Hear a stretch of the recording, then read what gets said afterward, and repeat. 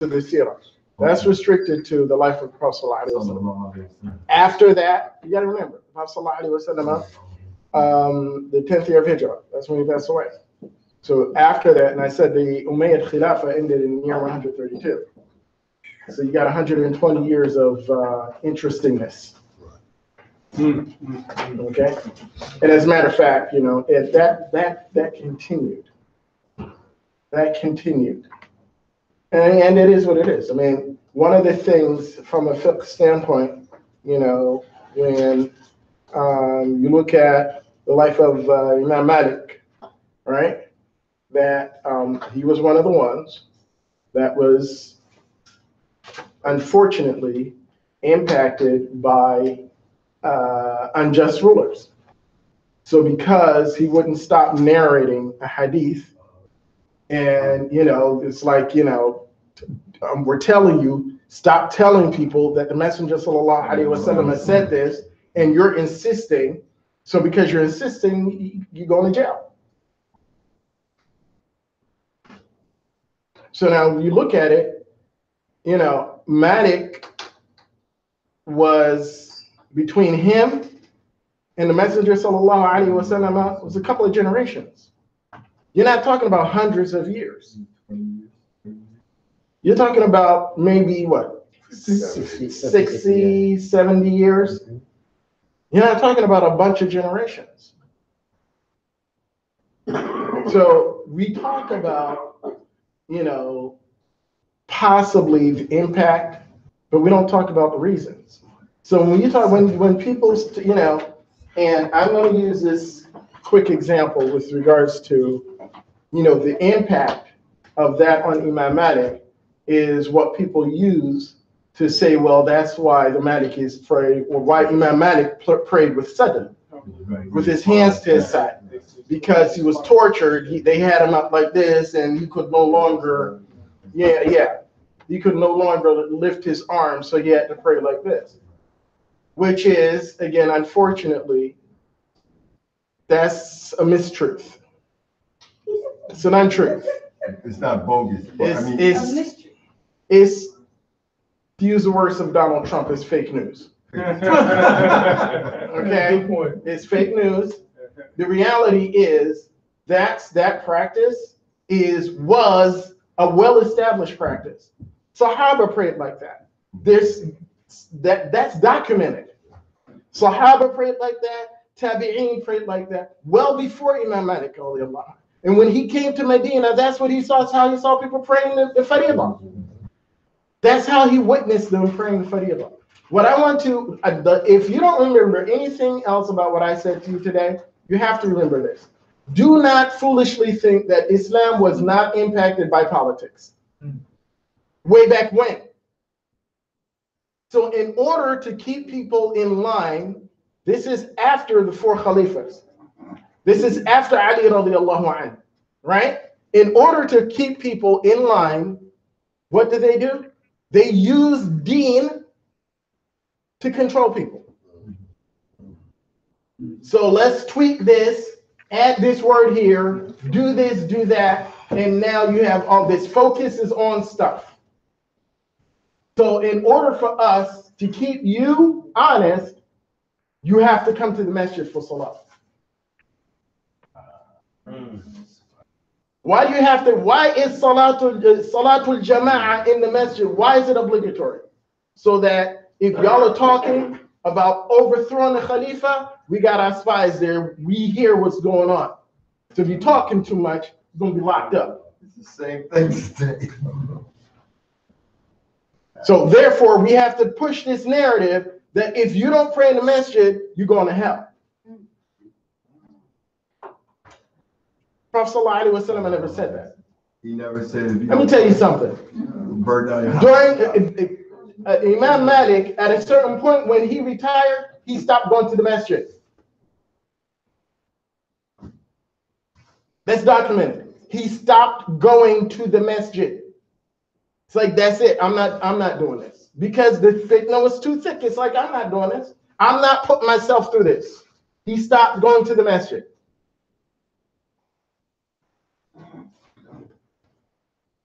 Now, if it was Salah in the masjid was like that, Imam Malik would not, Imam Malik, which his contemporaries, he was the scholar. According to them, he was the scholar. If anybody knows Islam, Alim Ahl al-Madinah. That one right there, he knows Islam. He stopped going to the masjid. And there's nowhere in the Maliki madhab, in the Shafi'i madhab, or in the Hanafi madhab where you have to pray in the masjid. That's not usually. We went over the chapter in of Salah and Fiqh. Those of you who were in intensive, did we ever go over anything about you praying in the masjid? That's not a prerequisite for your Salah being accepted.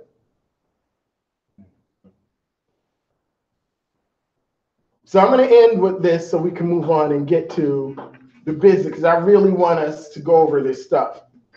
With regards to the family of Muhammad sallallahu alaihi wasallam and all the stuff, some people, you may question, why do we keep on bringing up old history?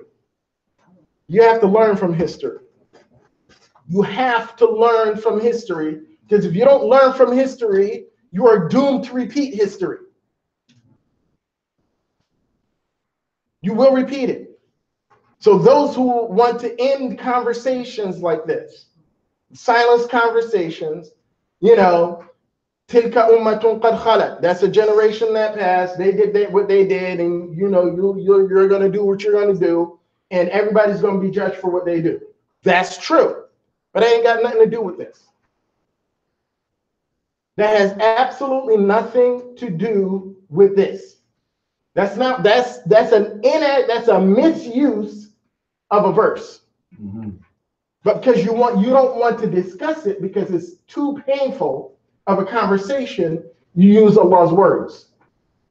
We know how to use Allah's words to handicap people. It's like a shackle.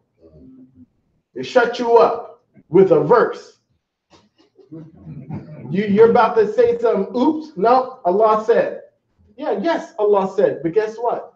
What does that have to do with that? Absolutely nothing.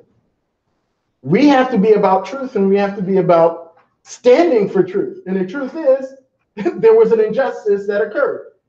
And we have to know what happened to the people that we pray for every salah. When you just made dhuhr, you just prayed for the family of Muhammad. You just did that. And every salah you make, whether it is fard or sunnah, you're doing the same thing. So guess what? No matter what happened to them, Allah is still honoring them in spite of those who had hatred and animosity for them.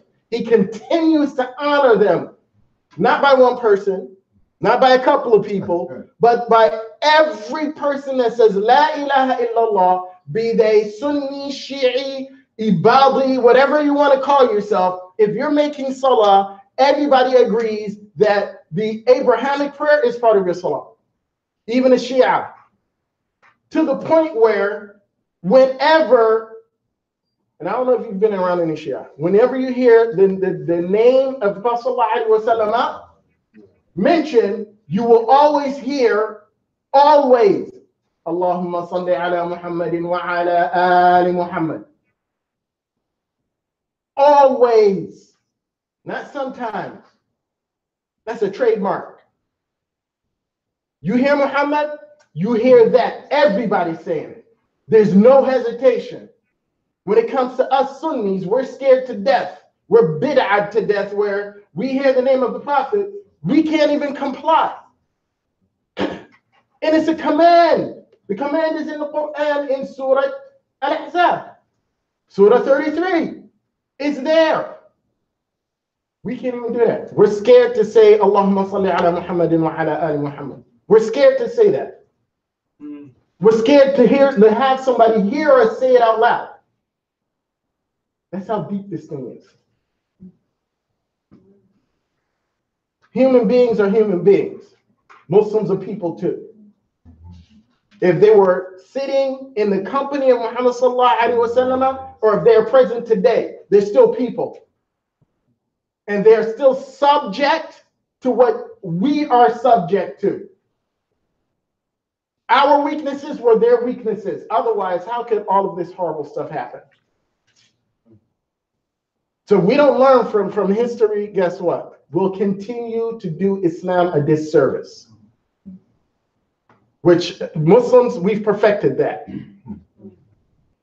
We know how to soil Islam with our nonsense, with our stuff. We know how to do, we've done that well. And when you look at things critically, you can trace this all the way back to when people did stuff, they weren't called out. So when you go to a hadith book and you're reading a hadith about this horrible stuff, Fulan did this, Fulan, the man came to the, well, the man had a name. A woman came to, well, the woman had a name. Who was this person? Who did this? Who was the person that betrayed the Muslims? Somebody knows their name, but because you want to, preserve this pristine image, which is fantasy, by the way, because nobody's perfect except Muhammad sallallahu alaihi wasallam. Who was this person? So then you got to do some serious research to find out who Fulan was. You didn't have a bunch of nameless people doing stuff. You had people that were like me and you. The advantage that they had was they had that light that Allah subhanahu wa ta'ala sent to humanity represented in Muhammad sallallahu alaihi wasallam. So they were there. They had that contact. And when during his lifetime, subhanallah, had any of us had that opportunity, you would trade everything you have in your life to be in their shoes. Anything that a person could promise you, you would trade it to be in their place. Well, that's what makes it so crazy that all this took place afterwards. Shortly afterwards. It's not that it took place afterwards. It took place shortly afterwards. But it goes back to, you're talking about human beings. You're talking about they were people. And people make mistakes. Just because my name was whatever doesn't mean that I didn't have my moments. I didn't have my lapses of judgment. We all have them. They had them as well. They stumbled, they tripped. But don't do me a disservice by not telling me, well, Fulan, well, if this happened to Fulan, for me, if this happened to Fulan, I'm reading this and he overcame this, subhanallah, I have hope. Not this person is on his pedestal, and now, and I'm not talking about Muhammad sallallahu alaihi wasallam. Muhammad sallallahu alaihi wasallam is on the pedestal. But someone else, you made a mistake, it's okay. I can live with that. You overcame that. You've done tremendous work. So if you could do it, I can too, inshallah. That's inspiration. And my face is looking at me, so I think I need to end now because time is getting away. And again, I apologize. Those of you who have been in my class before, once I get going, it's kind of hard for me to pump the brakes. But inshallah. So I would like for us to move on now to. That's why I have him here. It's one of the reasons why I have him here. It keeps me honest. Alhamdulillah. Allah reward you, man. Alhamdulillah. Okay, so we're going to go to handout number 4. And handout number 4 is the supplication for iftar. Now, before we get to the supplication for iftar, I want to mention something about sahur, and then we're going to talk about iftar. So there's a hadith where the Messenger sallallahu alaihi wasallam has said, "Tasahharu fa inna fi sahuri barakah," that you should eat sahur, for there is barakah, or blessings, in having that meal. So that barakah is represented in you having the energy to sustain you throughout your day. So typically, you need one? Or is one like this? It's just one thing. That's one, It should not. It should be in there. Maybe stapled to the page before. So go through. Yeah, 4. This one, It's the one that's yeah. like this. Okay, I got it. Look right around 5. Yeah, it's stapled to 5. Yeah. It might be stapled to It the may back be- of 5. It's stapled to 3. It's stapled to the back of 3. It may be stapled to. You got it? Okay. So eating sahur. I'm not going to give you any dietary advice. You know, do what works for you, inshallah. But part of what we don't want to do, we don't want to consume things that may be harmful to us. Okay, and that's, I'm sure your doctors, all of us, I mean, we're all in the same boat with regards to that. But during Ramadan, just want to make sure that you're doing your best to eat, to maintain a healthy diet. With regards to iftar, before we get to the dua, iftar, and I'm sure most of you, if not all of you, have heard that you're supposed to break your fast as soon as possible. And there are several hadith with regards to the importance of breaking your fast when you're supposed to break your fast. Yes? Yeah. So some of us are under the impression that you have to break your fast before you pray Maghrib, which is not the case. It's not the case. So it is confirmed that Abu Bakr,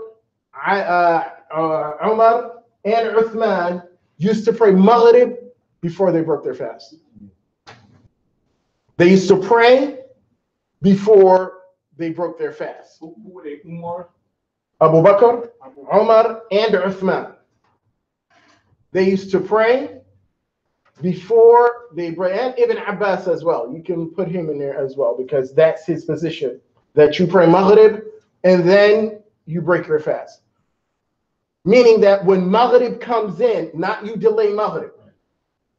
When Maghrib first comes in, you pray and then break your fast. And if you break your fast and then pray Maghrib, there's absolutely nothing wrong with that. Now, this is one of my observations. So growing up in Medina, right?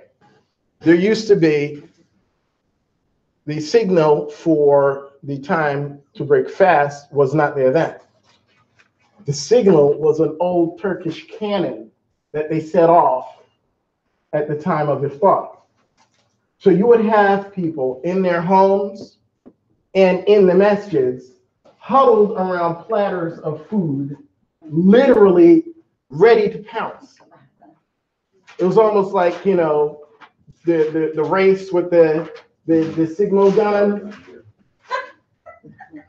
So as soon as you heard boom, they went in. I'm not exaggerating. I'm not exaggerating. So that right there, that's not what you're supposed to be doing. And that's not what, yeah, that's what they used to do. Boom, whoop. Yeah, you jump in and it's like, you know, you just, you know, shoveling it in. And then once, you know, you're full and your belly's full, you done drink and ain't everything, now I gotta pray. And then you struggle to get yourself up, and then you're struggling with making ruku' and making sujood. So if you've been in that habit, it may be a better idea for you to pray first and then tackle the food. You give Allah his due. I mean, what's an added 3 to 5 minutes? I mean, you fasted 17 hours. I mean, come on. 16 and a half hours. You can't muster another 5 minutes. Make your salah, then enjoy yourself. And even when you do that, don't overdo it. So when we go to iftar, we make the following dua. Allahumma laka sumtu wa ala rizqika aftartu. Oh Allah, for you I have fasted, and with your provisions I break my fast. And it is sunnah, of course, to break your fast with dates. And there are, of course, dietary benefits for breaking your fast with dates. So if you're someone, if you don't like the taste of dates or however that works, you may want to consider trying to follow the sunnah, because of course there's reward in you following the sunnah by breaking your fast with dates. There's spiritual reward. So of course you want to get a little bit of that as well. You have to remember that you following the sunnah during Ramadan, you're getting that reward, and the reward for your compliance or that extra effort that you're putting forth is boundless, is limitless. So every little bit that you can do, don't cheat yourself. Figure out how to do that. If you don't have a taste for dates, develop one. I mean, dates.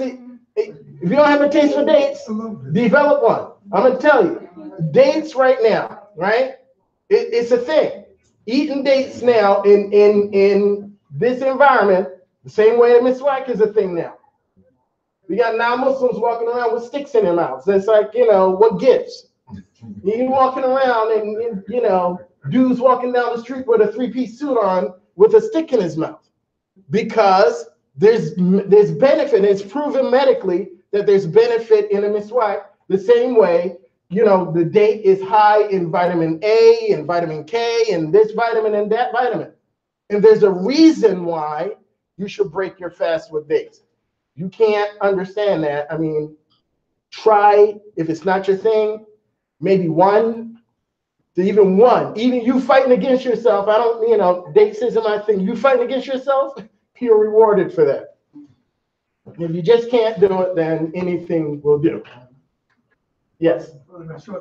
That's interesting, because I noticed when I shop at the Restaurant Depot every week for large amounts of food, I would only see dates around the time of Ramadan, around that time.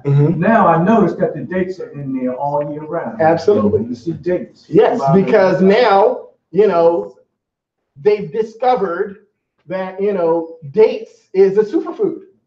It's on the list. So if it's on the list, then of course we got to capitalize on that. And Tell people something's on the list, everybody's gonna go buy. the Israelis are capitalizing the most. Okay, so we're gonna pretend like you didn't say that. So yeah, mashallah. Let's go over this dua, inshallah. Allahumma laka sumtu wa ala rizqika aftartu. So this dua here, again, that's one of the duas that you have that I texted to you today. That's on our SoundCloud account. This dua, Allahumma laka sumtu wa ala rizqika aftartu. Now, you're turning the page to handout number 5. Handout number 5, we have dua al-qanut. And dua al-qanut is a dua that is said when a person is in need. When you are in need, this is one of the du'as that you call on Allah subhanahu wa ta'ala for his aid and his assistance. In the madhab, dua al-qanut is a dua that you should make or can make in Salatul Fajr. The second rak'ah, you make dua al-qanut before you go into ruku'. Okay? There are variations to the dua. Yes? We're going to get to that. There are variations to the dua. Okay? Now it's reported that the Messenger sallallahu alaihi wasallam was dealing with a conflict with regards to one of the tribes, and this is a dua that he frequently made. Al-Hasan ibn Ali radiyallahu anh, this is Prophet sallallahu alaihi wasallam's grandson, says that the Messenger sallallahu alaihi wasallam taught him dua al-qanut. This is one of the things that he personally taught him. And he taught him dua al-qanut. And dua al-qanut, one of the versions goes as follows. اللهم اهدنا فيمن هديت وعافنا فيمن عافيت وتولنا فيمن توليت وبارك لنا فيما أعطيت وقنا واصرف عنا شر ما قضيت إنك تقضي ولا يقضى عليك إنه لا يذل من واليت ولا يعز من عاديت تبارك ربنا وتعاليت يا ذا الجلال والإكرام. Now, yeah, that's the short version. Now, I do realize that for some of us who are ambitious and we want to tackle the Arabic, that it's not voweled. It's not what? Voweled. It's not valid. Yeah. You can extract it from the transliteration, right? Yes, if you know how to do that. That would be an assignment for you. You would have to go and, you know, inshallah, some of us are skilled like that. So now, the extended version of Qanut, which is adding, and as a matter of fact, this is a version that we say in Qanut during Ramadan. اللهم أقسم لنا من خشيتك ما تحول به بيننا وبين معصيتك ومن طاعتك ما تبلغنا به جنتك ومن اليقين ما تهون به علينا مصائب الدنيا ومتعنا اللهم بأسماعنا وأبصارنا وقوتنا ما أحييتنا واجعله الوارث منا واجعل ثأرنا على من ظلمنا وانصرنا على من عادانا ولا تجعل مصيبتنا في ديننا ولا تجعل الدنيا أكبر همنا ولا مبلغ علمنا ولا تسلط علينا بذنوبنا من لا يخافك فينا ولا يرحمنا اللهم إنا نعوذ برضاك من سخطك وبعفوك من عقوبتك وبك منك لا نحصي ثناء عليك أنت كما أثنيت على نفسك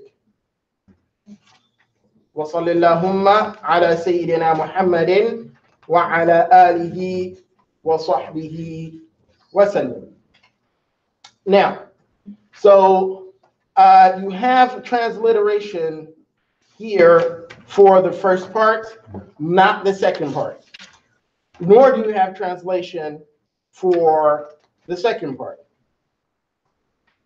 And I'm just noticing that, so inshallah, we will correct that. So we're going to go over the first part of the dua. We're not going to go over the extended part of the dua. What I do want to say, I'm going to say this very quickly.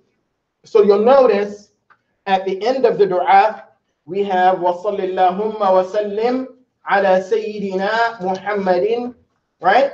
وَعَلَى آلِهِ وَصَحْبِهِ وَسَلَّمْ. And the use of the word Sayyid, the use of the word Sayyid, which some people disagree with, referring to the Messenger sallallahu alaihi wasallam as Sayyid. And, you know, the interpretation that the word Sayyid literally means master. Nope. Halt. I got to stop you right there. Because now we're talking about language and how Arabs use language. So to say that Fulan is the Sayyid of his people means that Fulan is the leader of his people. Not that Fulan is the master over anyone, because we know that Allah subhanahu wa ta'ala is the master. So when you say that Muhammad sallallahu alayhi wa sallam, or that Sayyidina Muhammad, using the word Sayyid, this is a reference to Muhammad sallallahu alayhi wa sallam being the leader of the believers, which he is. That's language. And this is, again, the word Sayyid having more than one meaning. So in Arabic, to say Fulanun Sayyidu Qawmihi, Fulan is the leader of his people. That's how the Arabs would say it. Fulanun Sayyidu Qawmihi. So Muhammad sallallahu alayhi wa sallam is Sayyiduna, absolutely. But when you have this tunnel vision and you focus on the word Sayyiduna, and because Muhammad sallallahu alayhi wa sallam did not refer to himself as Sayyiduna, right? Then you can't say that. But what's wrong with me saying that Muhammad sallallahu alaihi wasallam is our leader, which he is? It's language. See, and to understand language is to understand that's what's intended. When I say Sayyidina Muhammad. Go ahead. So I was just gonna say, even in English, as head was the heading for a young boy, when you send something to the mail, say Mr., sometimes they have Master, so and so in front of his name. Yes, yes. And it's not, it doesn't carry that meaning, it carries this meaning. And that's understanding how, understanding language and how Arabic is spoken. There was a hand up back there. Yes. So, after Charlie Ramadan, here you say this first part above the line and then the part below the line, or just the part below the line? So in Ramadan, we normally say both. So, and when I say we say both, again, that how it's said is that it is at discretion of whoever's leading the salah. So whoever's leading the salah will say a series of du'as. Part of the qanut will say, okay, let me stop saying he. I will say, for example, I'll do the first part of the qanut, for example, a certain amount of days. And then as Ramadan progresses, then I'll increase the amount of dua that is said during the salah. And again, it depends. It depends on whoever's leading the prayer, and dua is deeply personal. So, however the person is feeling that day is what you're going to get out of them. So, was there any other questions before we move on to going over this together?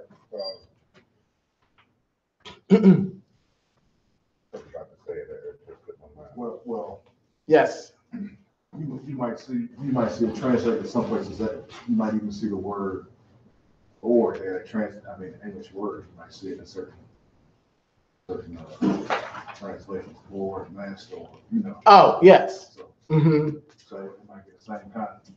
Yeah, but then again, it's context. It's context. So again, the harm in being a literalist is that if I see something, there's no interpretation.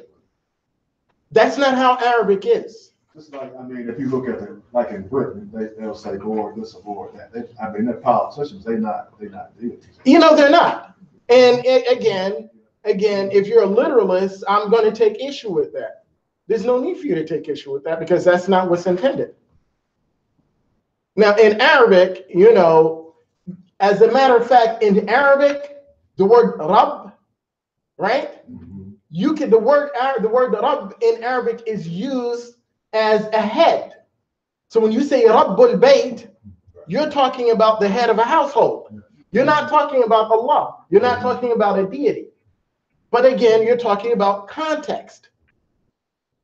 You're talking about language in context. So if I'm using a word, I can't get fixated on, oh, they said Sayyiduna, so oh my God, I'm going to condemn you to hell. And that's what happens, and that, people have softened their positions a little bit. But even now, if somebody says, Allahumma salli ala Sayyidina Muhammad, some people get all bent out of shape and they'll leave because I can't be in the presence of bid'ah. That's because I have tunnel vision and I don't understand context. Context with the people whose language that you're speaking, they understand. Well, some of them do. Okay? Some of them understand that there's context. So I'm not focusing on it. It's okay. Ain't no big deal. Sayyidina Muhammad, if you say Sayyidina, it's okay. If you don't say Sayyidina, it's okay. Keep it pushing. But when you get fixated on a word, then, you lose sight of what's important. And what's important is that the person is extending prayers and salutations upon the messenger. I've heard four different reasons for that. And the last one is that the Prophet so their hadith with regards to the companions came to the messenger sallallahu alaihi wasallam and they said, "O Messenger of Allah, We know how to pray for you, but how do we extend salutations upon you? And the Messenger sallallahu alaihi wasallam said, say, Allahumma salli ala Muhammadin wa ala ali Muhammad. Now, for those purists who say that you cannot go outside, you can't add a word to that, then that's their position. Fine, if you don't want to do that, don't do it. But don't tell me that I can't say that Muhammad sallallahu alaihi, I can't describe him as being our leader when in fact he is. Allah says it in the Quran. Okay, moving on. So we're going to read now, and the transliteration is on the next page. And everyone has, we're reading from handout number 5. So this transliteration will be on the next page. Okay, and this is only for up until that line, that dividing line that you see there on page. That's the short version. Yeah. So the bottom part, Allahumma inna na'udhu biridaka. Wait a minute. But it skips like that. Yeah, it skips a bunch of stuff. So the bottom part is for. Let me hold this up so you can see. You want to do it? Okay. Imam Qais is going to demonstrate that to you. So the bottom part of the transliteration is for the above Allahumma. So these last 3 lines. Okay. Yeah, Allahumma here is that there. Got it? Imam Qais, you see it? Yeah, so Allahumma here is this here. I see it. Okay, gotcha. All right. So the last 3 lines of the Arabic on this page is where the Allahumma, the last paragraph on this page references. Excluding as-salatu ala nabi. Excluding the last line. Yes, there's the first 2 lines here. Yep. Okay, so we're going to do what we have the transliteration for. So we're going to start.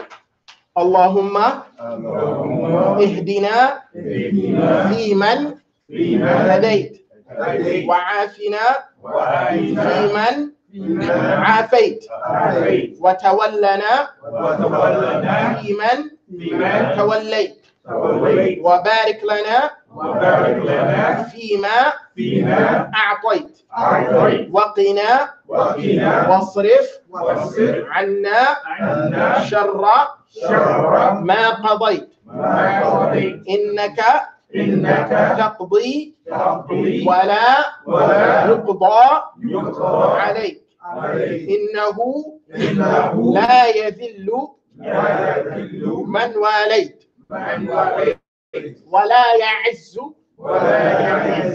من عاديت تباركت ربنا وتعاليت يا ذا الجلال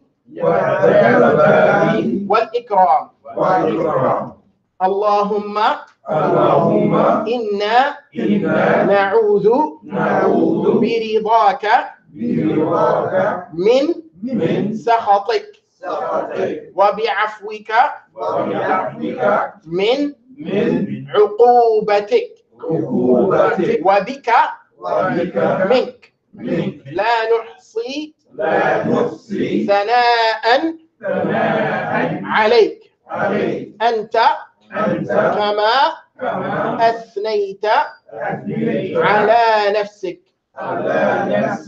وصل اللهم على سيدنا محمد وعلى آله وصحبه وسلم. Okay, so this dua, even if you are unable or you just don't feel like doing it, you don't have to memorize this dua, but it would be good if you did.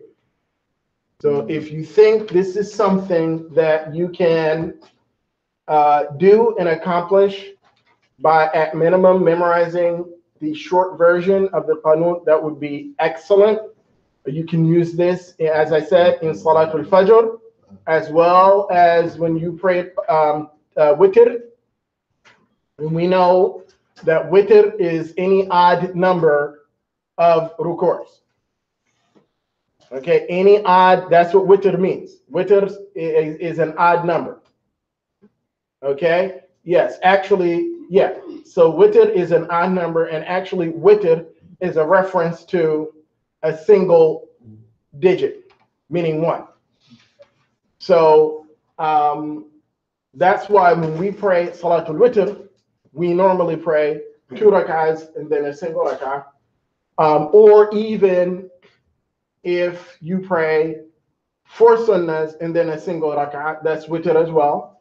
If you pray 6 rak'ahs and then a single rak'ah, which is 7, that's witr as well, and so forth and so on.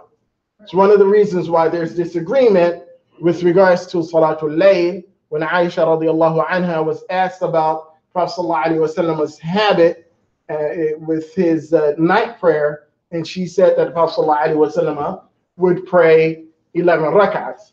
So that's 10 rak'ahs of sunnah and then the single rak'ah. Yes, you got a question or a comment? You forgot? My question was, where do you place it in front of it? Oh, in the second rak'ah. In the second rak'ah, after you finish saying your surah? Yeah, after you say the Fatiha, your surah, and then you make the dua.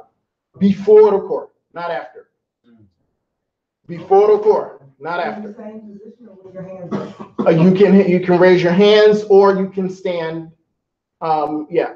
Okay. So again, going back to, and I'm going to spend a very short time on the placement of hands in salah. So if you were to raise your hands in dua in salah, which is perfectly acceptable, that's fine. For us in the madhab, in the Maliki madhab, right? In the obligatory salah, you are not, the only time you raise your hands is for takbiratul ihram, which is the opening takbirah. So when you raise your hands and then you drop your hands to your side. So if you're praying, if you're saying witr in salah and raising your hands in dua, there's absolutely nothing wrong with that. If you don't choose not to raise your hands, there's nothing wrong with that as well. An interpretation for the raising of the hands, so that we understand why we raise our hands. You raise your hands out of humility. You raise your hands. Everybody recognizes that when you raise your hands, you're begging. So you're humbling yourself to Allah subhanahu wa ta'ala. That's what we need more of. Why do we need more of this? Allah subhanahu wa ta'ala says in the Quran, "Ud'u rabbakum tadarru'an wa khufya." Call on your Lord incessantly. So when you call on your Lord incessantly, that means that you are begging your Lord. Ya Allah, Ya Allah. And you demonstrate that by raising your hands, and it's documented that Prophet Muhammad sallallahu alaihi wasallam, often when he made dua, he would raise his hands. Now, there are some who want to focus on when he raised his hands, but raising your hands in dua is a demonstration of humility. How did it get on there? Stop with all this. We don't want to go there. Because again, listen, if that's what the person is adhering to, that's what they're adhering to. It's cool. Just don't saddle me with that. Don't saddle me with that. If that's what you want to do, that's what you want to do. If you don't, I'm not telling you, you have to do what I do. Don't tell me I got to do what you do. You have your dalil, I have my dalil, and we're Muslim brothers. I still love you. We're good. Alhamdulillah. As long as you don't transgress against me, we're good. And even when you transgress against me, I'm still going to make dua for you and forgive you and all that good stuff. Unless it becomes a habit, then we're going to have a problem. No. Yes. That's another version of the qanut dua. Yes. That's the one I usually see in the fiqh books in Arabic. That's the one that you normally see in the Maliki fiqh. That's what I mean. Yeah, Yes. So no, I can't use that. Absolutely. You can use any version of qanut you want. So now, as I was saying, if you're able to do that, alhamdulillah. If you're unable to memorize this, at minimum, you know what's being said during the salah, as opposed to the imam is saying something and you're not connecting. So even if you don't remember every single word, you know what the imam is saying, which is important. It's extremely important, yes. Did you say we can say in the winter as well as at Fajr, but it's preferred that we say it at Fajr? No, what I said was in the madhab, you can say witr in Fajr. But in witr, the qanut, amen. In Fajr. In Fajr. And witr, yes, you can say it in witr also. You say it in witr as well. But in witr after coming out of ruku'. Before going into sujood. And we can raise our hands after we salam out. Absolutely. You can raise your hands after you salam out. Okay, so that is the second drop. Now I want to draw your attention to the handout that I gave you today. There aren't any other questions before we move on to this handout, the final handout.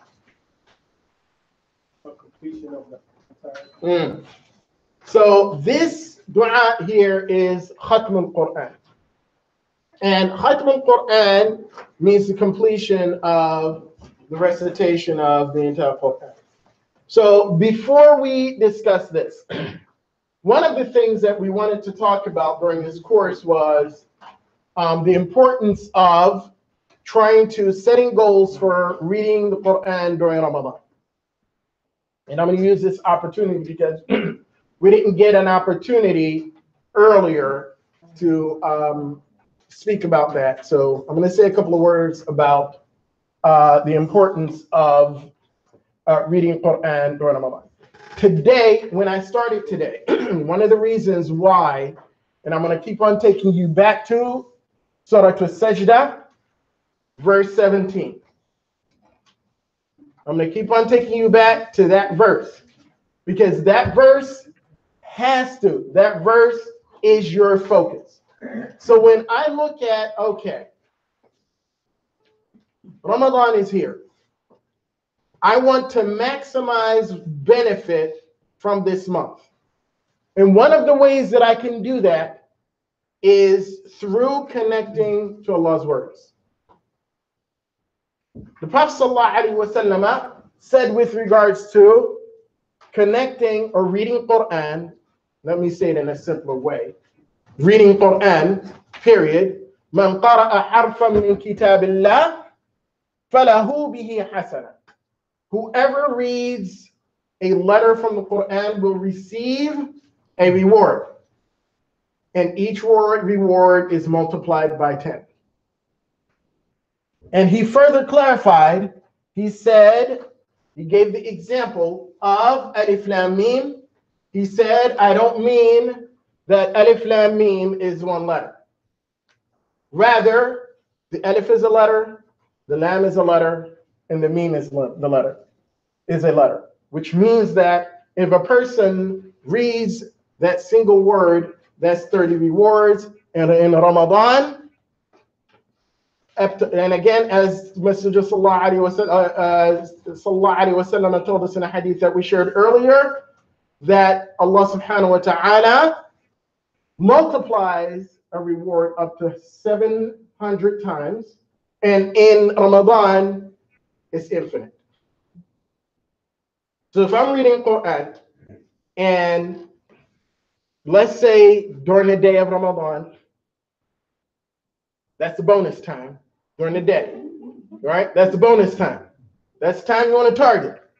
So in the middle of your fast, in the middle of that extreme struggle, right? You want to get your Quran reading in. Schedule it. We have cell phones. You got a cell phone. Schedule it. Put it in your schedule. Make sure you set that reminder. When your device will go off and remind you that you need to grab your Quran, and if you've promised yourself that you're going to read a quarter of a page, a half a page, or however much you're going to read that day, please do it. Please do it, because the reward, as Allah Subhanahu wa Ta'ala tells you, فَلَا تَعْلَمُ نَفْسٌ مَا أُخْفِيَ لَهُم مِّن قُرَّةِ أَعْيُنٍ. Verse 17, Surah Al-Sajda. That reward is there. And this is one of the things, one of the ways that we connect and we stay connected to Allah subhanahu wa ta'ala is by staying connected to his book. You had a question? Do you have a suggestion for who are not fluent Arabic, how you should partition your Quran engagement as far as like teaching? If you're not fluent in Arabic, read the translation. Right. And if you're, again, if you want to, if you're not fluent in Arabic, but you can read as much as you can. If you're struggling through it, you get added reward. See, the Prophet ﷺ says that the person who the Quran is easy for gets 1 credit. The person who struggles with it gets 2 credits. And he gets 2 credits because even though it's difficult, he or she is still putting forth the effort. Do you want to put forth the effort? Even if you struggle through it, stumble through it. The only thing that I caution you against, and you knew I was going to say this. Y'all know that. You knew I was going to say this.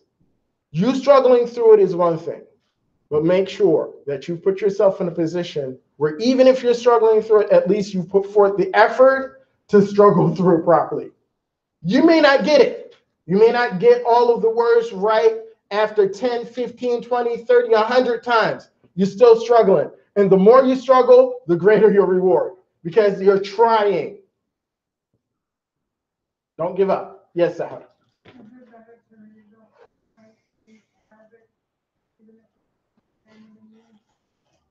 Yes. So there's spiritual rewards in reading the Quran in Arabic. However, you should follow up your reading of the Arabic with the reading of the English so that you can connect spiritually. Absolutely. So going back to the question that you raised, Stephanie. So let's say, so I just want to link this to the Imam's mention of a limited amount of time. So let's say you know that you only have a limited amount of time to do it, right? But your goal is to complete the entire Quran in that month. Then what you might want to do is to portion that time for some of the Arabic and some of the English. So at least you get through the English if that is faster for you, but you still allocate some time to the Arabic. And then so even if you don't finish the Arabic in the month of Ramadan, but you finish the English in the month of Ramadan, you continue with the Arabic throughout until you get that. That's just so that at least you're getting the understanding of it during that time period, inshallah. So just one way to think about breaking up your time. Another way that you may want to think about doing this is scheduling your reading for your salah time. So Fajr, immediately after you pray Fajr, grab your Quran, read a couple of verses. Dhuhr, make your salah, Assalamu alaikum, you do your dhikr, grab your Quran, read a couple of verses. Schedule your reading immediately after salah. Now, if you are a person that's very ambitious and you've set the goal for completing the Quran during the month of Ramadan, may Allah reward you handsomely. It's not going to be easy. And you have to be disciplined in order to complete that. That's a lofty goal. It's a lofty goal, but it can absolutely, if you're tuned in to Ramadan, it will happen. I see the look on your face. Like everybody ain't there. Everybody, listen, if I'm going to tell you this, and I'm being honest with you. If a person is not used to reading Quran every day, reading the entire Quran during Ramadan ain't happening. It ain't happening. If you're not disciplined like that, it's not going to happen. It has to be a habit. If you don't have the habit of every day, I got to pick up the Quran, even if it's a verse. If you're not in the habit of doing that, you're going to struggle with that. That's going to be a fitna. I promise myself anything will come up and well, man, I can't. I wanted to, but I can't get this in today. Then tomorrow will come. Oh man, I got to make up from yesterday. Now you got double the load. You're not doing double the load. It ain't happening. Because by the time you get through a half a juz, you're like, man, I still got a juz and a half to go. Ain't happening. It's not going to happen. It's for some people, you don't realize how much of a struggle that is. I gotta engage, and especially if I'm reading the Arabic, and even if I'm not a reader, I'm not a person that reads like that. I get bored easily. My attention span isn't that I can maybe muster. You may get a page out of me on a good day. I can't do it. If you're not in the habit of doing it, the setting that lofty goal may not necessarily be advisable. I say do the best you can. If you can reach that goal, Allahu Akbar. If you can do half, Allahu Akbar. If you muster one juz the entire month, Allahu Akbar. And listen, Allah is merciful. I follow him in Arabic at night. I read the English on the day. There you go. Allah's mercy, but again, you got to come to the master. You got to put yourself in a position to follow along with somebody at night. Then that's a fitna. You know that's a fitna. Yeah. You know, there are days, especially during the summer months, Aisha comes in 10:15. You're not getting out of here from Taraweeh 11:30, 12 o'clock. And this is every day. Tahajjud on the weekends, it's like, I'll catch you a couple of days from now. That's real. That's real. So a person may miss a day or two. Those of us who are able to come and do that every night of Ramadan, good well, it's not the majority. Ain't no shame in admitting that. It's cool. You put up a good fight, but at the end, you can do it, and it's okay. But still, you're striving, and I want all of us to remember this. That struggle, that's what fasting is. This struggle is a continuous struggle. So you're during the day, you're struggling against your nafs, and at night you're still struggling against your nafs. You're combating laziness. You're combating a whole bunch of stuff that your wants versus your needs. So your need spiritually is, I got to get up, I got to get to the masjid, and I have to be present, and I have to engage. You understand that to be a need, but your want is to chill out and watch the playoffs, and especially next month, we're going to be around finals time or something like that. Oh man, forget about it. Yeah, man, it's like, wait a minute, Taraweeh or game 6? DVR. We don't have DVR. And some people, they're addicted to the live action. DVR ain't gonna do it because you get an alert on your phone and it'll mess it up for you. But again, listen, that's real, because people struggle with that. So do your best.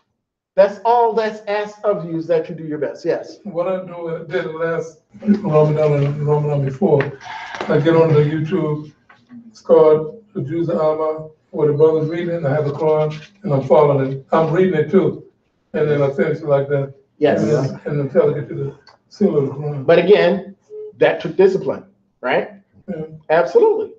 That's a routine, and you had to stick to it. And I'm sure there were other things that could have pulled you away from what you did easily. Yes. Man, what I did last year, we had a conference call. It was like maybe 5 people, 6 people all over the country, and we read a juice. Person read a certain amount of the juice, and then the next person, after he finished, and it was a group activity, and everybody followed along. That's strengthened, but this is in English, it's not in Arabic. which is however you're able to do it, may Allah reward you. Okay, so we're going to now read. I'm going to start with, I don't know if I'm going to read all this, but this is Dua Khatm al-Quran. So this is the dua that we say, inshallah, upon completion of the Quran in Ramadan. So typically, after the Imam recites Surah An-Nas, he would go straight into this dua. Now, this dua in the past used to be in the back of every Quran. Used to, when I said used to be, okay? Used to be. In some Qur'ans, you will still find Dua Khatm al-Quran. But that Dua Khatm al-Quran was added to the bid'ah list. So we got axed. Even though, I'm going to tell you, even though in the Haram in Mecca and in Medina, they do Dua Khatm al-Quran, but it's not, you can't find it in the Quran. It's not in the back. It's not part of the Quran. It's after you say Min al-Jinnati wan-Nas, you turn a page, and then you'll find the dua that you said. You're asking Allah to accept from you, to guide you, to help, make the Quran part of your life and all this good stuff. You got the axe. Unfortunately. And I'm gonna tell you, I grew up in Medina listening to the Imam every Ramadan give the dua Khatm al-Quran every year.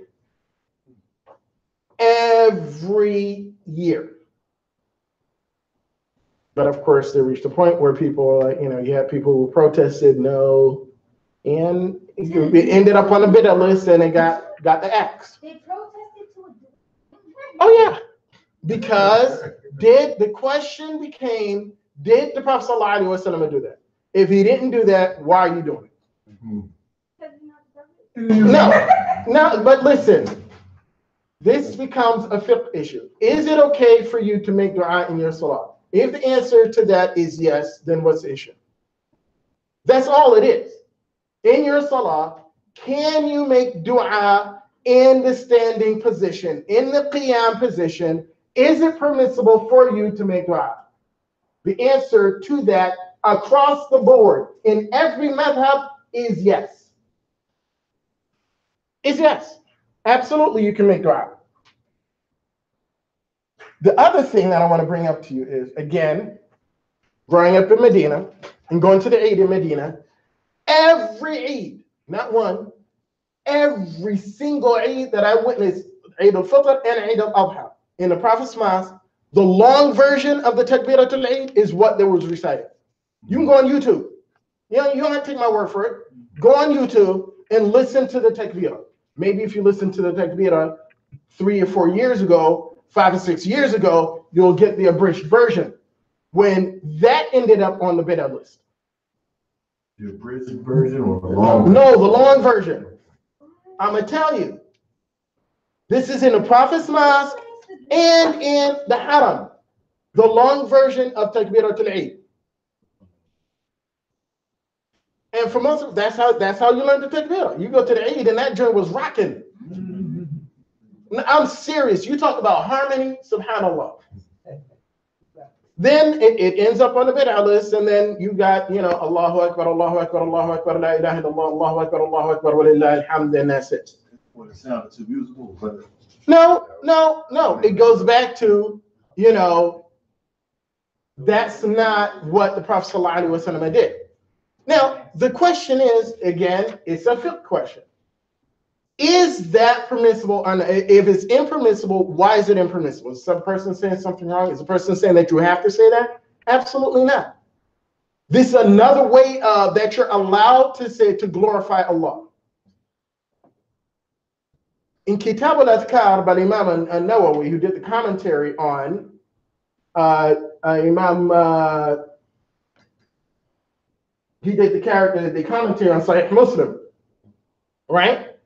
He mentions that in Kitab al-Adhkar, the chapter on zikr. He mentions about Takbiratul Eid, that whichever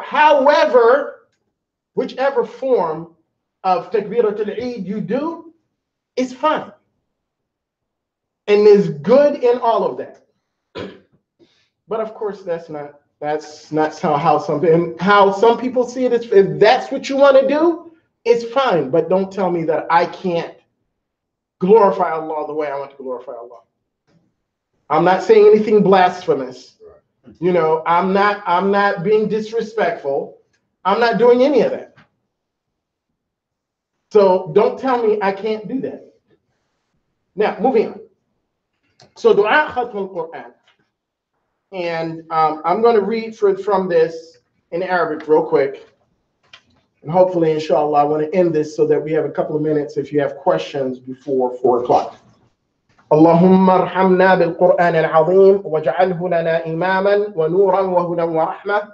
اللهم ذكرنا منه ما نسينا وعلمنا منه ما جهلنا وارزقنا تلاوته آناء الليل وأطراف النهار واجعله لنا حجة يا رب العالمين. اللهم اجعل خير عمرنا آخرة وخير عملنا خواتمها وخير أيامنا يوم نلقاك فيه. اللهم إنا نسألك عيشة هنية وميتة سوية ومردا غير مخز ولا فاضح. اللهم إنا نسألك خير المسألة وخير الدعاء وخير النجاح وخير العلم وخير العمل وخير الثواب وخير الحياة وخير الممات وثبتنا وثقل موازيننا وحقق إيماننا وارفع درجتنا وتقبل صلاتنا واغفر خطيئاتنا وأسألك العلا من الجنة. اللهم إنا نسألك موجبات رحمتك وعزائم مغفرتك والسلامة من كل إثم والغنيمة من كل بر والفوز بالجنة والنجاة من النار. اللهم أحسن عاقبتنا في الأمور كلها وأجرنا من خزي الدنيا وعذاب الآخرة. اللهم اقسم لنا من خشيتك ما تحول به بيننا وبين معصيتك ومن طاعتك ما تبلغنا به جنتك ومن اليقين ما تهون به علينا مصائب الدنيا ومتعنا اللهم بأسماعنا وأبصارنا وقوتنا ما أحييتنا واجعله الوارث منا واجعل ثأرنا على من ظلمنا وانصرنا على من عادانا ولا تجعل مصيبتنا في ديننا ولا تجعل الدنيا أكبر همنا ولا مبلغ علمنا ولا تسلط علينا من لا يرحمنا. اللهم لا تدع لنا ذنبا إلا غفرته ولا هما إلا فرجته ولا دينا إلا قضيته ولا حاجة من حوائج الدنيا والآخرة إلا قضيتها يا أرحم الراحمين. ربنا آتنا في الدنيا حسنة وفي الآخرة حسنة وقنا عذاب النار. وصلى الله على سيدنا ونبينا محمد وعلى آله وأصحابه الأخيار وسلم تسليما كثيرا.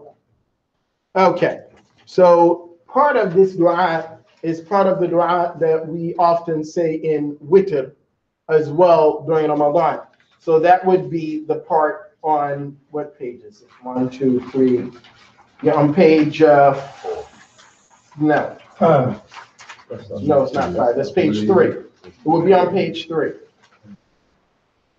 It would be on, when I say page 3, so the front page is single. The second page is front and back. So on the back of the second page, which would be page 3, starting with the second Allahumma. So that second Allahumma, that dua we often say in witr as well.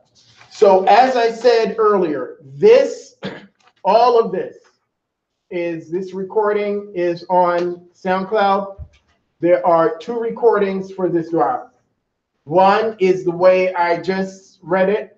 The second is the one that can be used as a learning tool where I'm reading each word individually. Familiarize yourself with this dua. I don't expect for you to memorize the dua in its entirety, but become familiar with it. And if, like I said, you're very ambitious and you want to just jump in, then we'll all make dua for you. And inshallah, you'll be able to, capture the entire dua. And, while we're praying, you can say the dua along with us. Inshallah. All right. So we're not going to go over this dua together because we'll be here forever. No, I'm being serious because the dua on SoundCloud, the recording for the learning tool, that's close to 13 minutes. Okay, so we would have to factor in me saying it and you repeating and, possible some, modifications here or there. We'll be here until after 4 o'clock, and I promised you I'd get you out of here by 4 at the latest. Okay. Are there any questions? Just before you. Sister Sabri. That last word in Arabic, the last word on the last Yes, line. let me correct that because I'm looking at it and it's looking funny. Now, please, was eraser? Can you pass me the eraser? Yeah, so the last word is, yeah, that's. Yeah. Oops. Alif, Lam, Sin, Mim, Alif, Hamza. Alif, Lam, Sin, Mim, Alif, Hamza.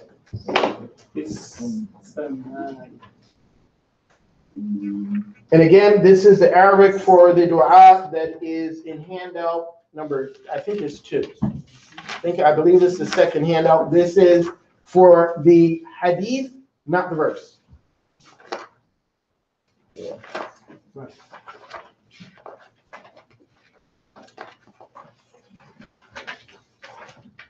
That's at the top of the page, right? Yes. Yeah, it was for All right. Any, yes. Mhm. Yeah, well, according to the, I read where the Hanafis, they pay the $10 for the zakat al-fitr in money. The other one's supposed to do the food, but I know we don't do that.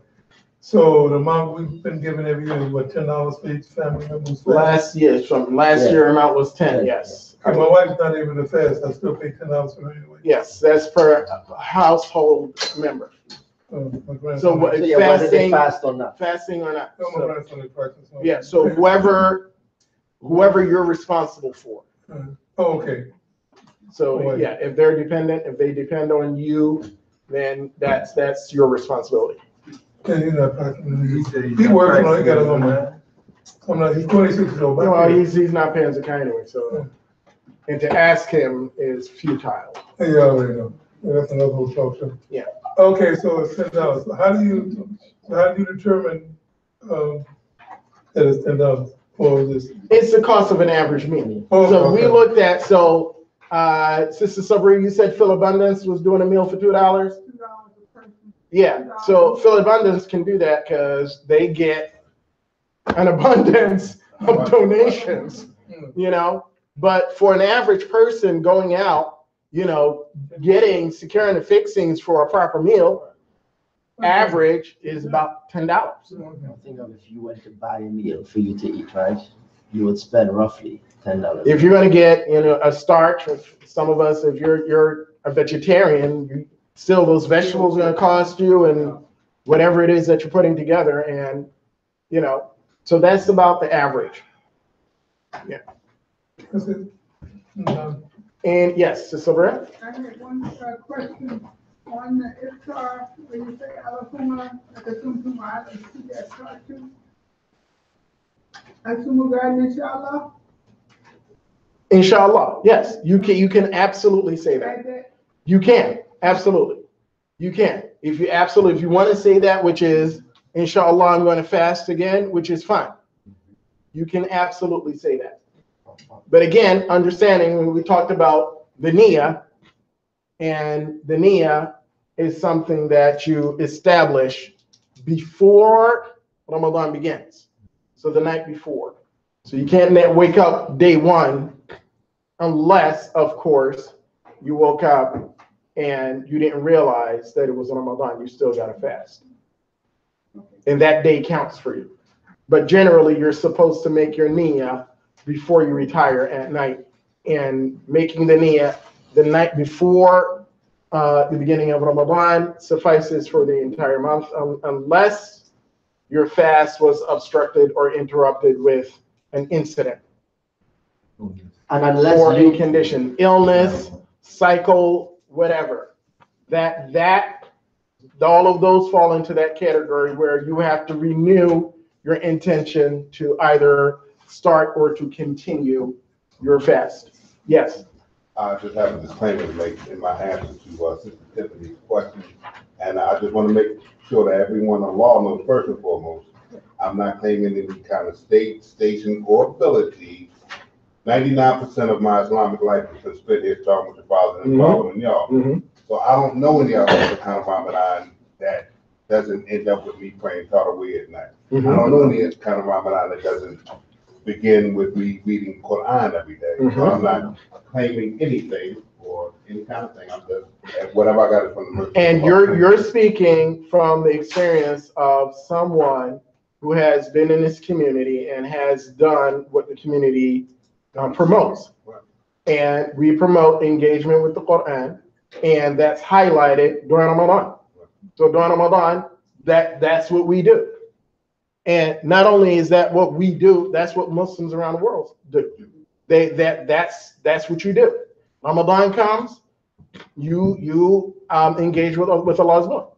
Everybody, even the worst Muslim during Ramadan in the Muslim world, puts forth some type of effort. Some type of effort. If I want, listen, in the Muslim world, people that be hanging out in bars and stuff, Ramadan, they dust themselves up, clean themselves up. I'm in the masjid running to catch Salah. I'm trying to read a couple of months so Ramadan is over. I'm back to business as usual. But during Ramadan, I'm getting me some of that. They may not even be praying the five. They may not even be praying the five. And it is what it is. So the norm that you're used to, that's not the norm for everybody. So, and alhamdulillah for the disclaimer, and I understood what you were saying and what you were coming from, where that was coming from. And it is what it is, because that's not the focus everywhere. That's, we feel it's our responsibility. It's one of the reasons why if you walk into this space, I don't care who's giving the khutbah, they're going to tell you that you need to be in that boat. I don't care who's giving. If it's me, if it's Imam Qais, if it's Imam Anwar, I don't care who it is. They're going to tell you on any given Friday, you will hear you need to be in the Quran. And can't nobody remind you more about the need for you to be in the Quran. And if you're not hearing that enough, you're not hearing what you need to hear. You need somebody reminding you, Fulan, you need to read the Quran. Fulan, you need to read the Quran. Fulan, you need to read the Quran. Because your guidance is in Allah's words. Other books that are written by other people and that stuff is beneficial, right? But what you cannot do without is Kitabullah. You can't do without that. You cannot do without that. And if you feel you've sustained yourself, you haven't. I'm here to tell you that you have not sustained yourself with other stuff. Because without the guidance, you are misguided. Without the guidance, you are misguided. You were doing some stuff, but what you were doing aligned with what's in Allah's book? I doubt that seriously. So if there aren't any other questions, Imam Qais has something he wants to share with you. The Imam is here as well. I don't know whether or not he wanted to chime in with a couple of words of encouragement, or whether or not he wants to remain in the back and give salams, and that's about it. All right, Imam, please go ahead. So once again, shukran jazakallah khair everyone for and we definitely pray that the 2 days were beneficial for you. And of course, any questions that you have coming out of this, you can please reach out to Imam Anas, myself, Sheikh Anwar, and we'll answer the questions as best as we can. We didn't look at handout number 1, but this handout just goes over some more of the things about mercy and stuff like that I want to keep in mind. And it's really about keeping in mind the other members of our community who we may overlook, right? The ones who have some sort of a different ability, right? Whether it be something mental or physical, we may tend to overlook them in the month of Ramadan, but we want to keep in mind that this is a special month for them as well. So whatever we can do to include them in the month, let's do that as best as we possibly can. So if we are reading the Quran and we are able to go sit with them and read the Quran in their presence, alhamdulillah, include them in the mercy and the blessings of Ramadan as much as we possibly can, and not forget that they too want to share in that blessing. Couple quick announcements. We have a community meeting, and this is really just a meet and greet and a recommitment of sorts to Cuba, right? So that we let you know what we are doing. And anyone who has been asking me about signing a membership form for the past 2, 3, or 4 years, we will have the membership forms on that day for you to sign up, right? Basic getting information and opening back of the membership. So that's May 6th, Sunday, May 6th at 11 a.m. Right, Sunday, May 6th at 11 a.m. Right, Sheikh? Cool. So that is us. So this is our membership drive. So if you know anyone who you haven't seen them around for a while, please have them come on out as well. May the 6th, 11 a.m. What date is that? May the 6th, 11 a.m. What day? Sunday, May 6th, 11 a.m. So that's our community meeting and membership gathering. And then for us, since we are going by the astronomical calculations of the moon, we are starting Ramadan on May the 16th. That is supposed to be our first day of fasting. So our Taraweeh will start the night before. So the night of Tuesday, May the 15th is when we'll start Taraweeh. And our first day of fasting is May 16th. And that puts our day of the Eid, I think, on June the 15th, which is a Friday. So, but we're starting Ramadan on May the 16th. Bismillah. Yeah. Now, are you done? Yeah, I should. Yeah. So no, I just wanted to say that I know that our position, and if you are a member of our community, may cause some fitna for you in your life across the spaces of your life. Rest assured that, and I hope, inshallah, we've established that you're standing on firm spiritual ground. Okay? You're standing on firm spiritual ground, and that your fast is accepted, and you're going to get the pushback and criticism from others, but I'm a lot more cynical than most of you, and I don't have a problem sharing the truth as I recognize it. And this is something that I mentioned to you yesterday with regards to some inconsistencies with regards to reporting.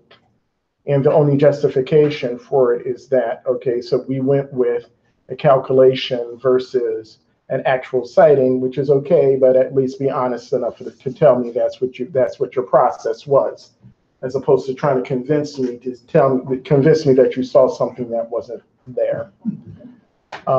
So we already have dates for the beginning of Ramadan and a date for the Eid, and these dates will be announced. Usually we don't announce these dates until it's necessary for us to announce the dates, because we don't want to freak people out. You know, people get I'm going to use the word confused. They get confused, and some people may experience some anxiety because, you know, well, everybody else isn't doing, and, you know, all of this stuff. But I have to tell you, the whole calculation thing is the position of the Fifth Council of North America. It's the position of the Fifth Council of North America.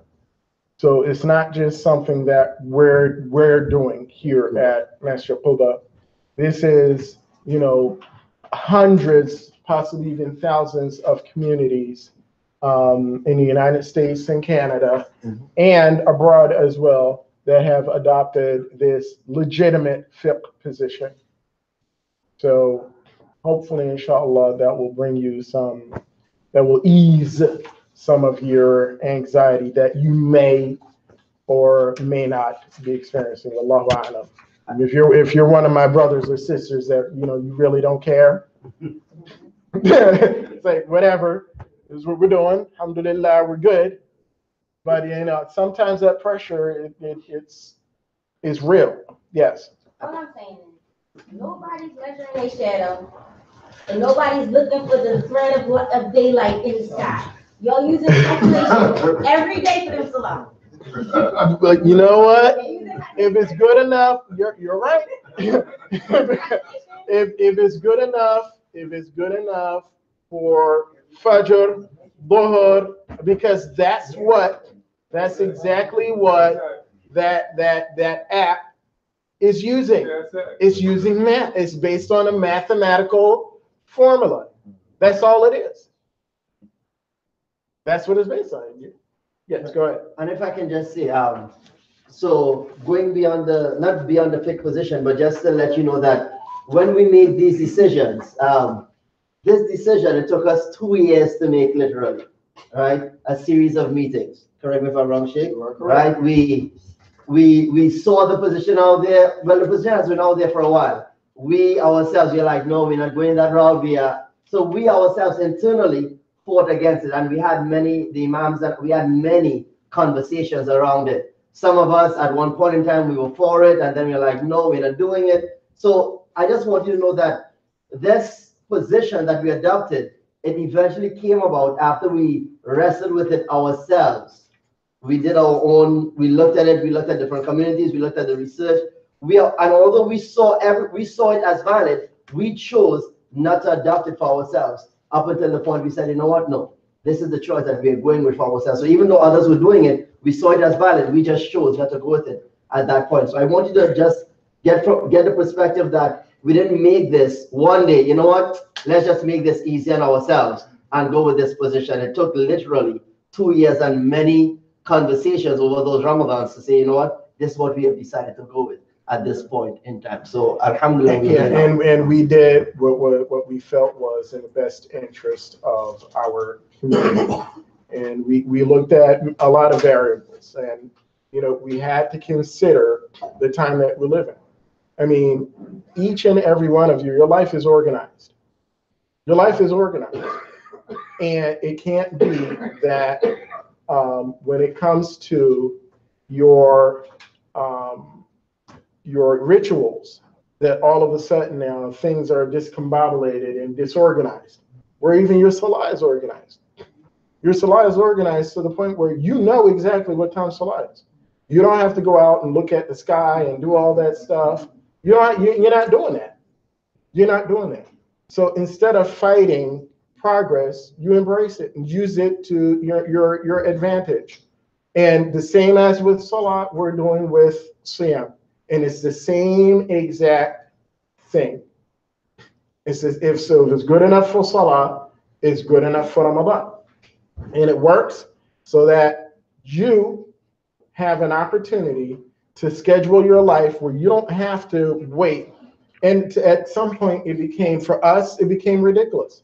We would be here, you know, we'd be waiting. When I mentioned yesterday 2 a.m., some of you have gotten a text from me at 2 a.m. in the morning because we were waiting on a sighting from from the West Coast, which is what, the fourth time, the third, no, it's fourth, because you have our time zone, then you have the Central, then you have Mountain, then you have Pacific. And we're waiting for, that's 4 hours away. So if Isha is coming in at 10, I'm sorry, Maghrib is coming in at, let's say, 8:30, you know, we got to wait until what, 10? So, no, well, and sometimes actually. So we have to wait until Maghrib comes in there, and then you give the 30 minutes for them to decide the one, and then you give the whole process to take place. Negotiating, well, who saw what, and when did you see it? And well, we got to wait for these phone calls. We're not doing that. We can't do that. We can't function in that way. In my opinion, that's dysfunction. We don't have to do it. We're doing this to ourselves. We don't have to do this. So for us, it was the best decision to make. That way, you have the peace of mind of knowing, listen, that Ramadan is coming up. I already know when I'm supposed to, so I can plan ahead.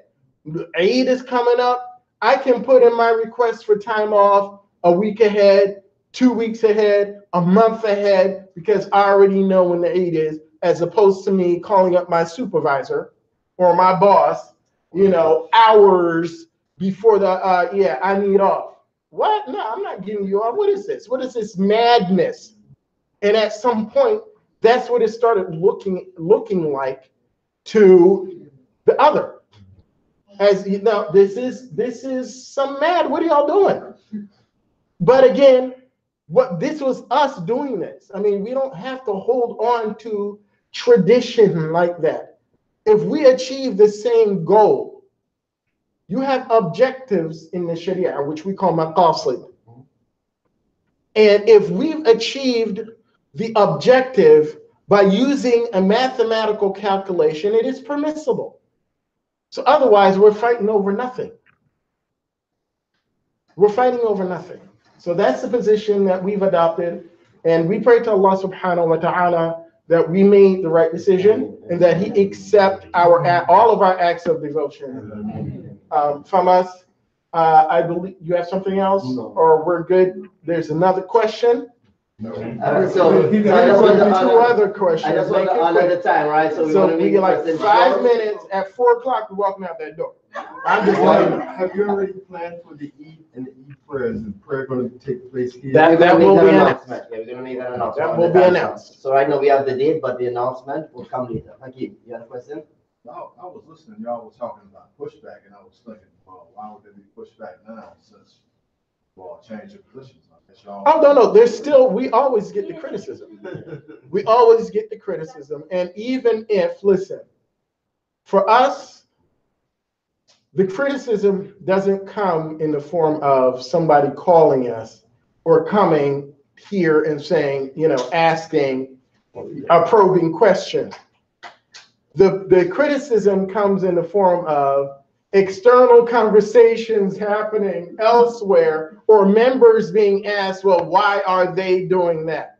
Nobody's going to come to these doors, knock on the door and say, what are y'all up to? Ain't nobody doing that. And if I can say one thing, when we made this decision, one of the things we did is that we did something that we didn't necessarily have to write. We communicated with the Majlis and said, hey, you know what? We sent them a letter. We sent them a letter. Yeah, we wrote the letter, sent them a letter saying, hey, you know, this is what we decided to do. And just so that you know, so if you hear it anywhere else in the community, you know where it's coming from. It's legit. This is what we've decided. This is why we decided. So we took the steps to sort of like manage any of the conversations around it. So, but even with that, there continues to be our members are always bombarded with, you know, the why and the indirect accusations.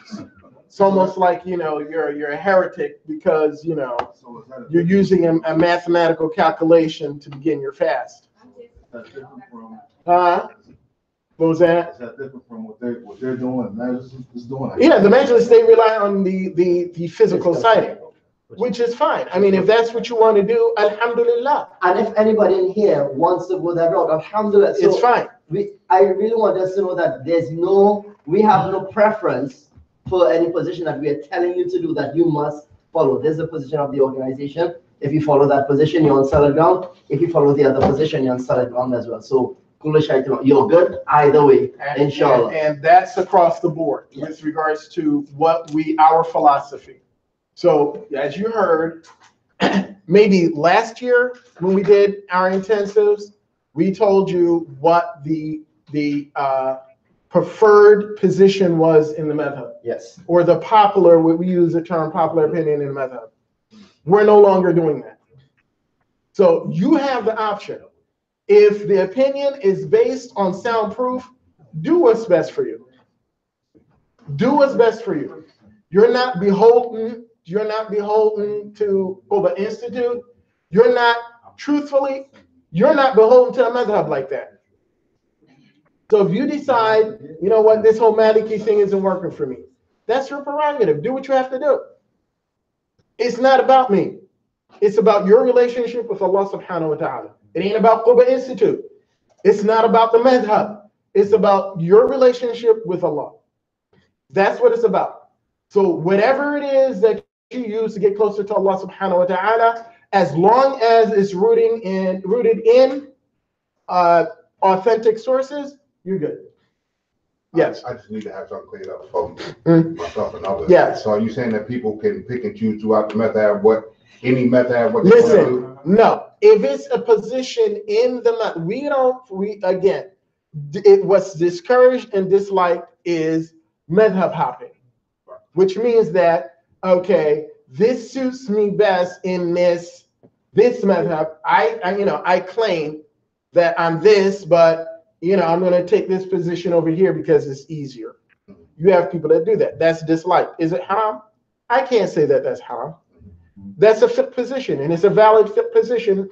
And that if that's what you choose to do, that's what you choose to do. That's between you and Allah subhanahu wa ta'ala. You're not bound by a madhab like that. However, the madhab is the guide for you. It's the guide. It's that what you use to solidify your practice. As opposed to, I'm doing what I think I'm supposed to do. And that's not how deen is practiced. Deen is practiced on, there has to be a degree of certainty that I know that this is the proper way to do this. Whether it's one of the four madhahib, whether it's one of the other madhahib, that's not one of the four madhahib, I'm going to go out on a limb, and it's really not me going out on a limb, but you probably never heard me say this, even if it's a Shi'i madhab. Because guess what? Their madhahib are based on the same sources as the Sunni madhabs. The only difference is the hadith, that they don't take hadith from certain people. That's it. Everything else, the Quran is the same Quran. And if anybody ever came to you and says something about the Shia and a different Quran, they're a liar. Because the Quran that they read is the Mus'haf that you see back there. The same amount of surahs, the same amount of ayahs. And the whole business about, ayahs that were, no, we can't talk about, you can't blame a group of people for the fringe elements. So people can't judge Sunni Islam based on ISIS and Al-Qaeda. You can't do that. Or somebody that's, a fanatic. You can't do that. Don't throw me in with that. In the same way that happens to Sunni Islam, that happens to Shia Islam. And we may have our differences and all that good stuff. It's cool. We can have our differences. They're still our Muslim brothers. And I'm going to end with that. As you well know. And listen, y'all already know. You ask me certain questions. I feel bound. I'm going to do I have to tell you what I believe to be the truth. And we'll close with dua, and I'm going to let Imam please. close with dua. Go ahead. Close with dua, inshallah. We'll do Surah Al-Asr, and then the dua we generally use to close. أعوذ بالله من الشيطان الرجيم بسم الله الرحمن الرحيم والعصر إن الإنسان لفي خسر إلا الذين آمنوا وعملوا الصالحات وتواصوا بالحق وتواصوا بالصبر سبحانك اللهم وبحمدك نشهد أن لا إله إلا أنت نستغفرك ونتوب إليك آمين. I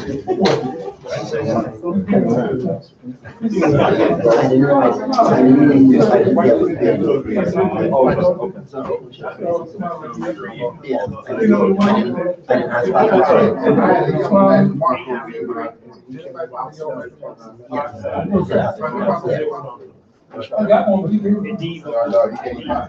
Oh, you good? You good, man? You? All right. Thank you.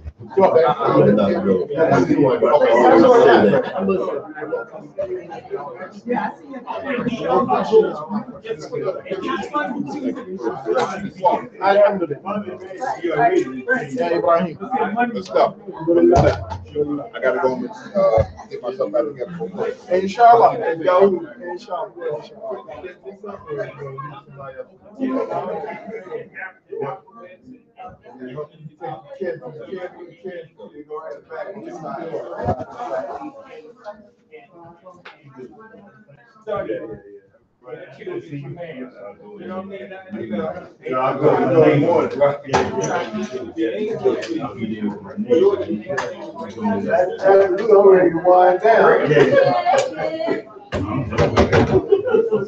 I mean, I'm up.